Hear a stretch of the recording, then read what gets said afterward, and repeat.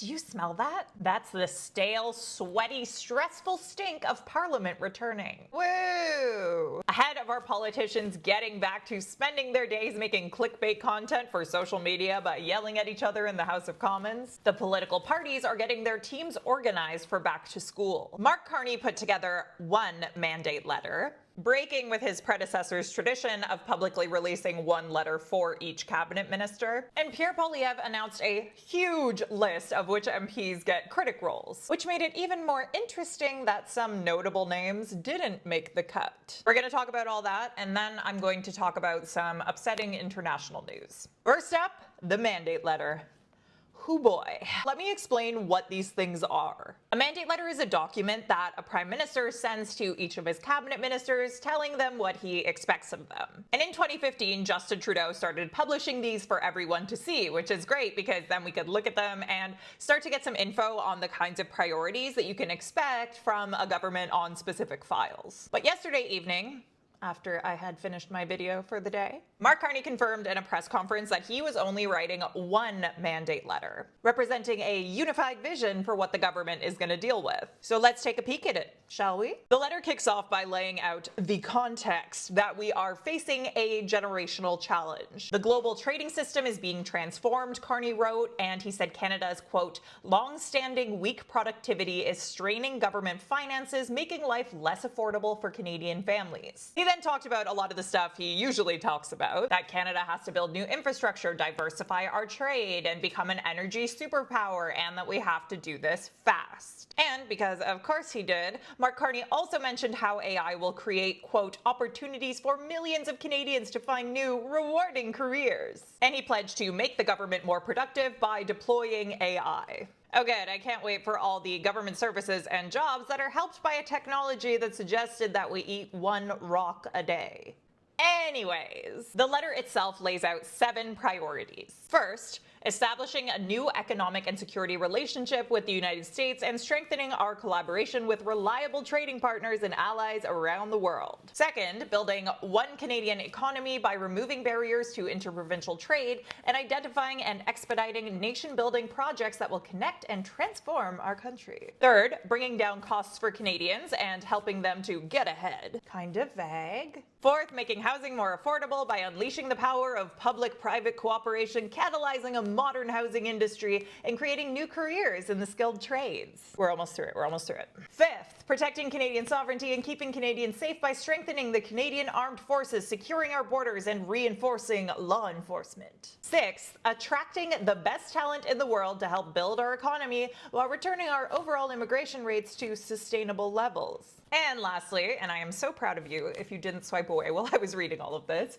spending less on government operations so that Canadians can invest more in the people and businesses that will build the strongest economy in the G7. So yeah, a very heavy focus on the economy, security, and trade. Less talk of stuff like, you know, the generational challenge of climate change. Although, to be fair, later in the letter he does highlight that Canada, quote, is a dynamic country that celebrates our diversity, cares for the most vulnerable among us, and strives for a better future for all, and says, quote, we will fight climate change, we will uphold the rule of law, protect our democratic institutions, and reinforce the unity of our country. Sounds great. Where's that disability ministry again? Anyways, I think this paints a pretty clear picture of the kind of prime minister Mark Carney is setting out to be. One who is extremely focused on the economy, which he has said himself, and whose priorities are less shaped by existential threats like rising extremism and the climate crisis, and more so on things like the way Trump has upended the international order, which, to be fair, is also important. I just hope that those last lines about climate and caring about vulnerable communities end up being more than just lip service. For that, we'll have to wait and see. One last juicy thing I'll add on the Liberal front. Ahead of a National Caucus meeting on Sunday, reporting from Political shows, quote, many Liberal MPs are debating whether to adopt the Reform Act, which would give them the power to vote to turf Carney as the leader at any time. And to me, this kind of shows how traumatized they were by their inability to do so with Trudeau. So yeah, we'll see what they decide on Sunday. Turning to the Conservatives, Pierre Poilievre announced his shadow cabinet, which is what what he likes to call the critic roles and leadership team that he assigns his MPs to. Basically, it's a list of who he's assigning to be a thorn in the government side on various specific issues. But here is the very funny part. He has 143 MPs in his caucus, and he gave 73 of them roles as either critics or members of his leadership team. A lot of these folks are returning MPs who just held on to the roles that they had before, although some of them do have new ones, and there are a few rookies on the list. But the party said the reason why this is mostly veteran MPs and not the newbies is so that the latter can, quote, learn the ropes and showcase their talents. Still, there are some bigger names that were left off the list, like Conservative MP Jamil Javani, who is buddies with JD Vance, and MPs who have big social media followings but very icky histories when it comes to comments they've made, like Aaron Gunn and Andrew Lawton. So we'll see if they're still off the list after they've learned the ropes, because I think that'll more so be when you can decide to read a little bit more into who made it and who is on the outs. Still, when more than half of your caucus has one of these shiny titles, that's gotta hurt a little. The last thing I'll mention about the Conservatives today is the fact that Radio-Canada had some exclusive reporting on the pressures that Pierre Poilievre is facing to boot his chief of staff. That's Jenny Byrne. Sources told Christian Noel that caucus will, quote, lose patience with Poilievre if he doesn't ditch Byrne. The criticism in the story actually made me feel kind of bad for the Conservatives, like they were admitting to being in a very unhealthy relationship. Like, one source told Noel that, quote, there's only one head that needs to roll, and that's Jenny's. You don't realize how she treats everyone like garbage. Yikes. Meanwhile, the Israeli ambassador has spoken out about the finger-wagging that he got after the IDF shot at a diplomatic delegation, which included 4 Canadians in the West Bank. He told Global News that the, quote, initial moves from Carney's government suggest, quote, a new atmosphere. This comes after Mark Carney, speaking last night in his press conference, called the incident, quote, totally unacceptable. In an interview with Global News, the ambassador said, quote, I'm not sure what was unacceptable. And he claimed the diplomats were walking outside of an agreed upon route, so I guess it was okay to shoot in their direction? Anyways, Carney actually expanded on his initial comment after calling the shooting unacceptable, stating that a lot of things happening in the region are unacceptable too. Take a listen.